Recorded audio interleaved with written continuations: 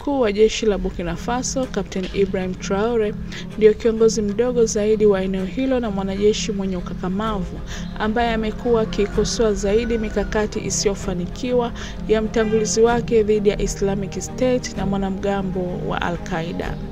Captain Traore alimpindua Luteni Kanali Paul Henri Miba tarehe 30 Septemba, ikiwa ni mapinduzi ya pili ya kijeshi mwaka huo ambayo yanaweza kupunguza kasi ya mpito kuelekea utawala wa kiraia.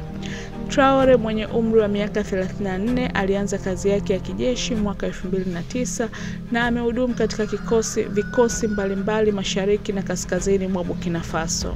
Alikuwa miongoni mwa kundi la wanajeshi waliounga mkono mapinduzi ya Damiba ya Januari 24 dhidi ya rais aliyechaguliwa kidemokrasia Roch Marc Kabore.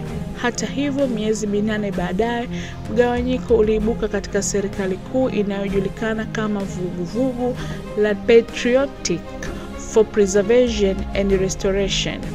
Mbinu mbalimbali zilizotumiwa na utawala wa muda wa kijeshi wa Kanali Damiba, ikiwa ni pamoja na mageuzi kwa jeshi linalounga mkono jeshi la kujilinda, uteuzi wa magavana wa kijeshi katika maeneo yenye ghasia na kuongezeka kwa operation kaskazini na mashariki, zimeshindwa kuzuia mashambulizi mabaya ya wanamgambo dhidi ya raia na usalama.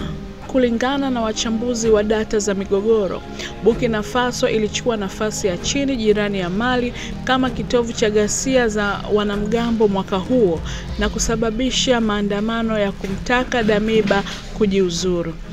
Wakati mapinduzi ya kijeshi yalikuwa ya kushangaza, jeshi la Burkina Faso kwa muda mrefu limekuwa na hali ya kutoaminiana na kutokuridhika tangu mapinduzi yaliyoshindwa ya mwaka 2015 ambayo yalisababisha kusambaratishwa kwa jeshi la wasomi.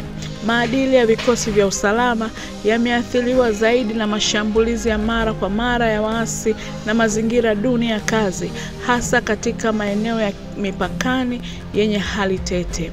Mara tu baada ya kunyakua madaraka kwa Captain Traore, vita ya maneno ilianza kati ya kikundi chake na kikundi cha Damiba na kuzua hofu ya mzozo mkali wa madaraka.